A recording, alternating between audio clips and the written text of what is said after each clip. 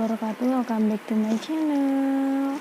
Nah, jadi di video aku kali ini aku mau cerita tentang mimpi aku beberapa hari yang lalu tentang suami aku. Mungkin menurut kalian ini nggak penting-penting banget, tapi menurut aku banyak mengambil pelajaran dari mimpi aku ini, karena ini termasuk mimpi yang menurut aku tuh kayak buruk sih, dan jangan sampai ini kejadian di kehidupan nyata aku gitu. Jadi sebelum aku cerita di sini, aku bukan untuk berniat apa-apa, tapi aku cuman pengen sharing aja tentang mimpi aku ini. Mungkin ada yang sama kayak aku pernah mimpi kayak gini juga, bisa kalian tulis di kolom komentar. Nah, sebelum aku lanjut ke ceritanya, jangan lupa di subscribe, like, dan komen. Jadi beberapa hari yang lalu itu aku sempat mimpi. Jadi aku ada di suatu mall. Aku kan pernah kerja di mall gitu ya. Nah, terus aku buka toko itu, tapi posisinya aku nggak kerja di toko itu gitu, aku malah kerja di toko lain setengah hari. Nah, setelah itu aku balik ke toko yang pertama. Di situ sudah ada karyawan baru. Setelah itu aku pulang ke rumah. Pas aku pulang ke rumah, aku buka, jadi aku sempet nyadap WhatsApp suami aku ya, bukan untuk nggak percaya, cuman pengen tahu aja gitu kan. Nah, setelah aku buka sadap WA-nya, di dalam mimpi aku itu ada perempuan, adalah ya namanya aku nggak mau sebutin karena aku takut ada yang punya nama itu tersinggung. Perempuan, pokoknya ciri-cirinya itu rambutnya pirang, segini, sepundak gini. Terus di DP WhatsApp-nya itu pakai baju warna putih, lepis warna hitam gitu, dan mukanya itu jelas banget gitu di mimpi itu, bukan yang kayak dari belakang, dari samping, bukan, emang jelas banget, aku tahu dan aku masih inget banget. Nah, setelah itu aku selidikin, ternyata katanya itu dia sudah nikah sama suami aku di dalam mimpi itu gitu. Kaget dong aku, kayak yang lagi terbang terus dijatuhin pluk gitu kan, sakit banget pokoknya. Udah, akhirnya aku coba tanya ke suami di dalam mimpi itu. Aku tanya ke suami aku, kata dia iya, dia udah nikah. Sakit banget, bahkan sakitnya sampai sekarang gitu, padahal itu cuma mimpi gitu ya, tapi sakitnya tuh sampai ke bawa-bawa ke dunia nyata gitu. Udah, setelah itu aku ngomong sama suami aku, nanti kalau urusan kamu udah kelar sama dia, ceraiin dia ya, aku bilang gitu. Terus dia bilang, aku nggak mau, kata dia gitu. Nah, aku teriak itu kencang banget. Terus aku teriak, suami aku yang biasa aja gitu. Udah, habis itu masuk ke dalam rumah, dia nyuruh aku naruh korek kalau nggak salah dalam mimpi itu. Nih, taruhin dong gitu. Terus aku bilang, aku merengut gitu kayak biasa aku kayak suka kayak gitu kalau disuruh. Aku merengut kayak gitu. Terus dia langsung ngebentak, ini nih yang aku nggak suka, disuruh suami susah banget gitu, kata dia. Aku kaget dia ngomong kayak gitu. Akhirnya aku samperin, aku minta maaf. Terus dia bilang, enggak, aku nggak suka, kata dia gitu. Terus aku mohon dia nggak mau, di mimpi itu kayak gitu. Terus dia ngebanding-bandingin aku sama perempuan itu gitu. Terus aku bilang, apa sih bedanya aku sama dia, aku bilang gitu. Terus dia nggak jawab di situ. Akhirnya kebesokannya aku kepo sama nih cewek gitu, aku cari tahu dia. Aku ke sebuah tempat, aku nggak tahu tempat apa, entah itu sekolah, entah itu apa, pokoknya nggak ngerti. Aku nemuin itu cewek sama teman-temannya lagi latihan, entah taekwondo apa muay thai gitu ya, aku nggak tahu, pokoknya sejenis itu gitu. Terus ada beberapa orang yang datang ke aku terus bilang gini, sabar ya, dia memang kayak gitu, dia memang kayak gitu jadi cewek gitu. Udah aku nggak ambil pusing, terus aku senyum, aku pulang.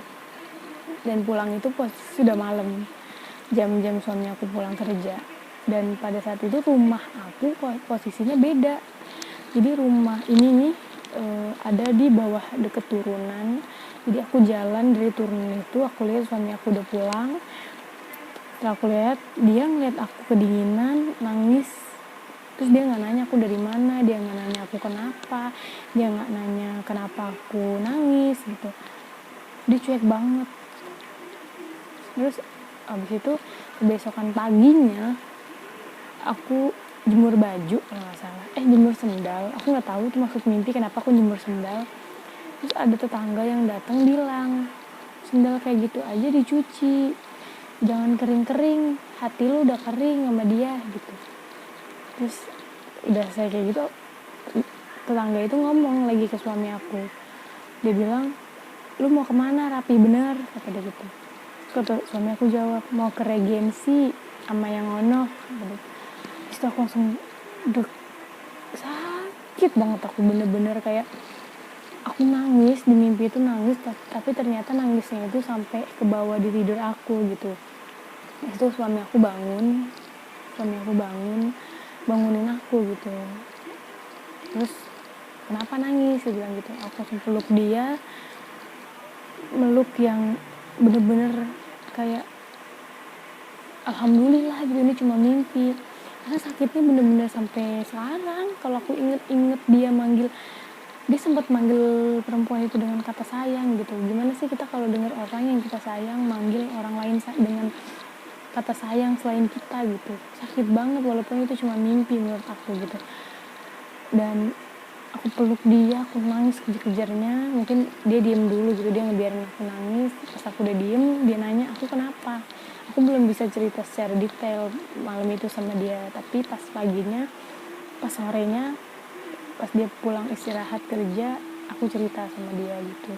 Dia bilang sih sama aku, mungkin itu karena aku, kalau emang ya sih aku namanya manusia ya, aku bukan istri yang sempurna, aku bukan wanita yang sempurna juga.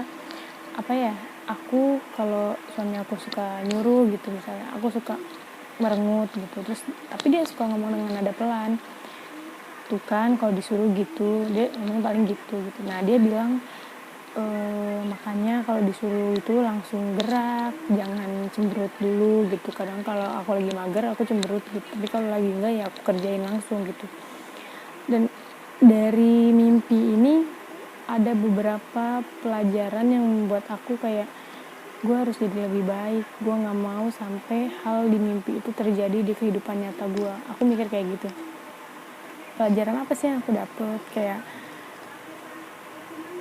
mimpi itu bikin aku sadar gitu, ternyata aku tuh sayang banget gitu sama suami aku gitu, sampai bener-bener nggak mau kehilangan dia, bener-bener kayak takut banget gitu aku kehilangan dia. Terus kayak apa ya, kan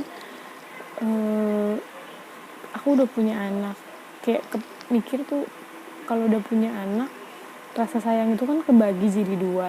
Tapi ini enggak, kayak anak aku ya punya perhatian aku 100%, rasa sayang aku 100%, dan suami aku juga punya 100%. Jadi aku bener-bener yang full banget ke mereka gitu. Bener-bener aku takut banget kehilangan suami aku. Walaupun ya emang suami aku bukan yang sempurna, bukan yang kaya raya, bukan yang ganteng banget gitu, bukan. Tapi dia orang yang apa ya, sayang sama aku tanpa tapi gitu, sayang sama aku, sama anak aku gitu ya, tanpa tapi. Walaupun dia tahu aku bawelnya kayak gimana, walaupun dia tahu aku lemesnya kayak gimana, tapi dia sayang banget sama aku. Sampai mimpi itu bikin aku sadar, gue punya suami yang baik banget loh, gue punya suami yang sayang banget sama gue. Tuh apalagi yang gue cari gitu, kenapa gue masih ngebantah gitu. Terus di situ aku langsung mikir, ada beberapa hal yang harus gue lakuin biar mimpi itu tuh nggak kejadian. Yang pertama, gue berusaha buat diri gue ini buat nggak malu sih, buat ngungkapin perasaan gue setiap hari gitu. Karena aku tipe orang yang malu banget gitu buat ngungkapin perasaan sayang aku sendiri, padahal itu udah jadi suami gitu kan. Aku hampir nggak pernah, semenjak nikah aku hampir nggak pernah ngucapin itu ke dia. Tapi setelah mimpi itu kayaknya aku butuh deh ngucapin ini. Ternyata tanpa aku sadarin, aku sayang banget sama dia. Sesayang itu, setakut itu aku kehilangan dia gitu. Makanya aku itu bukan tipe orang yang ngekang ya. Mungkin aku nggak pernah bilang aku sayang kamu gitu, nggak pernah emang. Tapi sampai suami aku bilang, kayaknya aku nggak pernah deh dipanggil sayang sama kamu, kayaknya aku nggak pernah deh kamu bilang sayang sama aku, dia bilang gitu. Tapi cara aku yang nunjukin kalau aku tuh sayang banget sama dia. Jadi aku itu bukan ngekang sih. Setiap dia mau keluar, aku tanya, kamu mau kemana, pulang jam berapa, pergi sama siapa, rumahnya di mana. Terus nanti kalau dia udah main keluar, udah misalkan dia janji pulang jam 10 dia belum pulang, udah aku WA-in terus, aku suruh pulang. Bukan karena aku ngekang, bukan karena aku terlalu kepo sama urusan suami. Kadang hasutan dari luar itu sangat bahaya banget sih bagi rumah tangga gitu kan. Apalagi aku bener-bener merhatiin sama siapa suami aku itu nongkrong, sama siapa suami aku itu bergaul. Walaupun suami aku itu nggak suka bergaul loh, nggak suka nongkrong gitu kan, tapi dia kan punya banyak teman. Setiap dia punya teman-teman baru, aku selalu tanya gitu, dia umurnya berapa, dia anak mana, terus dia bagaimana orangnya gitu. Karena aku nggak mau suami aku berteman sama orang-orang yang membawa pengaruh buruk sama dia. Walaupun aku tahu sih dia punya prinsip sendiri dalam dirinya, tapi tetap aku selalu tanyain hal itu ke dia gitu. Itu sebagai bentuk aku ya sayang sama dia gitu. Aku nggak mau sampai dia salah langkah, dan dia pun sadar itu cara aku untuk sayang sama dia gitu. Dan aku bukan nggak ngebebasin sih, kayak kalau untuk nongkrong sekedar main futsal, mancing yang buang-buang uang, kayaknya aku kurang setuju gitu. Tapi kalau untuk hal-hal yang bermanfaat silahkan gitu. Tapi kalau untuk yang kayak mancing, kayak nongkrong cuman sekedar ngobrol hal-hal nggak penting, mendingan di rumah aja deh gitu. Temennya suruh ke rumah gitu, tapi dengan aturan di jam-jam tertentu harus sudah pulang. Bukan karena aku mengekang, tapi karena semua hal itu punya aturan. Apalagi kalau orang udah berumah tangga, punya anak, punya istri, pasti tahu lah ya gitu kan. Kecuali dia masih muda, masih bujangan, masih sendiri, mungkin bisa terserah. Kalau aku kayak gitu bukan ngekang, dan dia pun tahu kalau aku kayak gitu karena aku sayang sama dia gitu. Karena walaupun aku nggak bicara kalau aku sayang gitu. Dan aku nyadap WA dia pun bukan yang aku takut dia selingkuh, aku cuma pengen tahu gitu. Aku cuma pengen tahu dia chattingan apa aja sih gitu kan. Dan dia pun tahu kalau aku nyadap WA dia gitu. Bukan karena nggak percaya, justru aku percaya banget sama suami aku gitu. Karena percuma ya kita mau sadap WA diem-diem pun, kalau memang niat seseorang untuk main-main, dia akan main-main walaupun dia dirantai sekencang apapun. Tapi kalau dia dibebasin kayak gimana pun, kalau emang niat dia setia, dia pasti bakalan setia gitu. Kalau aku kayak gitu. Tapi tetap semua ada aturan gitu kalau udah berumah tangga gitu. Terus aku sama dia tuh ya sama sih sebenarnya. Kita sama kalau aku keluar juga dia harus tahu aku pergi sama siapa, pulang jam berapa. Terus kalau udah waktunya pulang ya aku disuruh pulang, ya aku pulang. Dan tapi aku jarang banget sih kalau untuk keluar gitu. Itu sebagian dari rasa sayang aku ke dia, walaupun aku nggak ngucapin tapi aku nunjukin gitu. Dan aku bener-bener tipe orang yang cemburuan. Makanya setelah aku mimpi itu, aku langsung sakit banget. Sakitnya sampai sekarang masih kepikiran gitu. Setiap kali kata-kata sayang yang keluar dari mulut dia untuk perempuan lain, itu aku inget, itu pas aku sakit banget gitu. Apalagi pas aku denger dia mau dia lebih milih perempuan itu daripada aku gitu. Jadi sakitnya belum sampai sekarang. Jadi ini sih pelajaran banget buat aku. Mungkin ini Allah kasih aku mimpi ini biar aku lebih bersyukur lagi, aku punya suami yang baik, biar aku lebih